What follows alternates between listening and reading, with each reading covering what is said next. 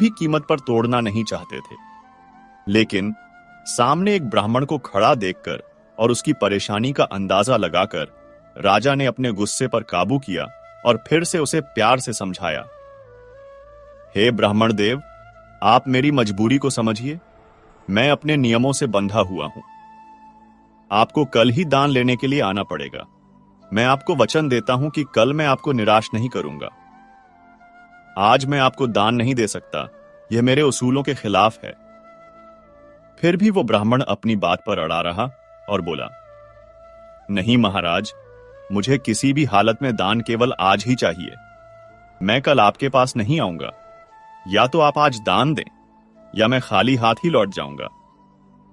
ब्राह्मण की यह बेकार की जिद और हठ राजा धर्मदेव को अच्छी नहीं लगी।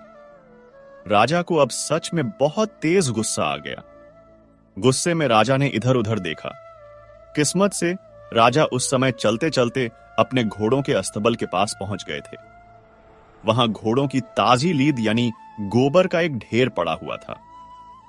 राजा ने देखा कि ब्राह्मण आज ही दान लेने की जिद कर रहा है और किसी भी तरह मानने को तैयार नहीं है।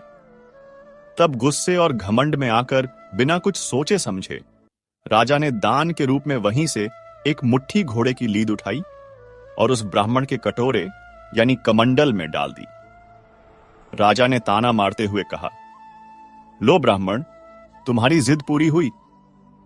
यह है मेरा आज का दान।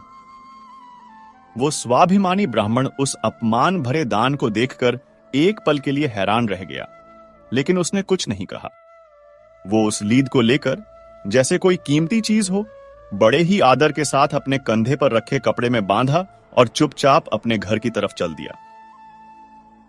इधर घर पर उसकी पत्नी बड़ी बेसब्री से अपने पति का इंतजार कर रही थी कि हमारे पतिदेव आज राजा के यहां से कुछ कीमती दान लेकर आते होंगे। ब्राह्मणी तो मन ही मन सोच रही थी कि राजा साहब उन्हें सोने की मोहरें, अच्छे कपड़े या बहुत सारा अनाज देंगे, जिससे हमारी सारी गरीबी एक ही बार में दूर हो जाएगी और हमारे अच्छे दिन आ जाएंगे। जब ब्राह्मण दान में मिली घोड़े की लीद लेकर अपने घर पहुंचे तो ब्राह्मण की पत्नी अपने पति को आया देखकर बहुत खुश हुई। वो दौड़कर उनके पास गई और बड़ी उत्सुकता से कहने लगी, देखा स्वामी, मैं आपसे पहले ही कहती थी कि आप महाराज के दरबार में दान लेने जरूर जाइए। मुझे पूरा यकीन है कि महाराज ने आपको इतना दान दिया होगा कि हमारी गरीबी हमेशा के लिए मिट जाएगी। यह बात सुनकर ब्राह्मण थोड़ा गंभीर होकर बोला, देवी, तुम सच कहती हो। दान देने वाले ने दान दे दिया है